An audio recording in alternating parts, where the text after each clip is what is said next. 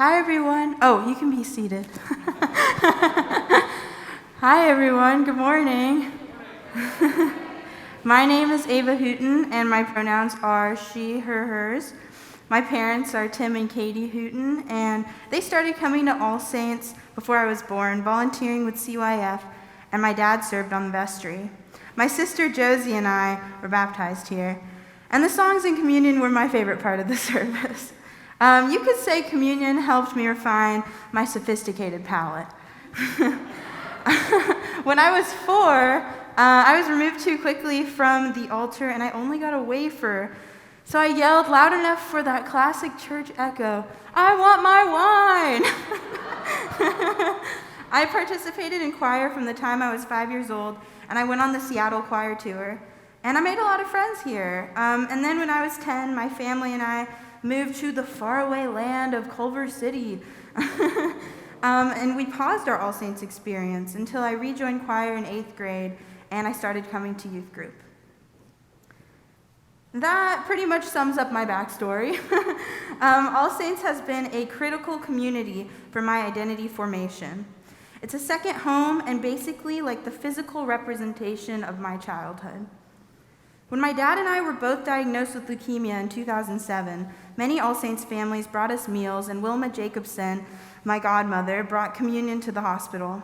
When I see the kneeling bench, I fondly remember my family gathering in that place for healing prayers. Every time I walk into the sanctuary, it's like nothing's changed from those early days, and I feel the same comfort I had as a child in the shiny, uneven stones that pave the floor, the dim chandeliers, the angled backs of the pews, and the unique resonance that voices and sounds take on inside. All Saints has always been a place of comfort, even through pain and even through drama. So apparently, teenagers have this bad reputation for being dramatic and for bringing drama. I'm not naming any names, you know who you are, but some of us are more dramatic than others. Beyond the standard rom-com style turmoil, we've all experienced drama of historic proportions during our elementary, middle, and high school years. School shootings, a hopeful presidency followed by a turbulent presidency, police brutality fueled by a broken system of racism, and just in time for senior year, a worldwide pandemic. Through it all, this vibrant community has consistently provided an example of what to do when we don't know what to do. We reflect and we act, and we reflect and we act. We believe things can get better. The Sandy Hook school shooting was the first tragedy that I was old enough to understand. I was 9 years old at the time, and while I understood what occurred, it was so difficult for me to wrap my head around how and why this happened to children 2 years younger than me. Denial was my only coping mechanism. In choir, we sang a choral version of Sweet Child of Mine in memoriam of the victims, and I remember holding back tears as we sang. I surveyed the congregation and saw the collective grieving and processing that we were leading. It was one of my first memories of how All Saints responds to tragedy. We came together, reflected, and mourned. By example, it taught me that taking action is crucial to healing. As I got older, we were encouraged to act and support change. I went to the Washington, D.C. March for Our Lives with other youth, and we not only stood as allies alongside Parkland victims and their families, but met with our elected representatives. It was a full circle and eye-opening education on how active faith can meet current events and help others. Throughout history, there have been times when politicians have used Christianity to justify injustice, perpetuate crime, and exploit the vulnerable. The Parkland shooting happened because action wasn't taken after Sandy Hook, after Virginia Tech, after Red Lake, after Columbine. My own high school experienced gun-related security threats. Our society isn't reflecting and acting in a way to break the cycle. Christianity and quote-unquote Christian values have been used as a smokescreen by NRA-backed politicians to continue this unnecessary cycle of death. Religious nationalism fuels ideas like the one citing that the right to bear arms is by virtue of God's American covenant. It's the same ideology that was used to justify slavery, in turn giving ground to racism. The common American Christian identity is dangerous, and it doesn't represent who the people of God are supposed to be. All Saints' stance on these vital issues has served as an example to me on how to be loving and firmly countercultural in response to broken systems that need our voice. I had other great experiences as a part of choir, youth group, and the Mexico transformational journeys.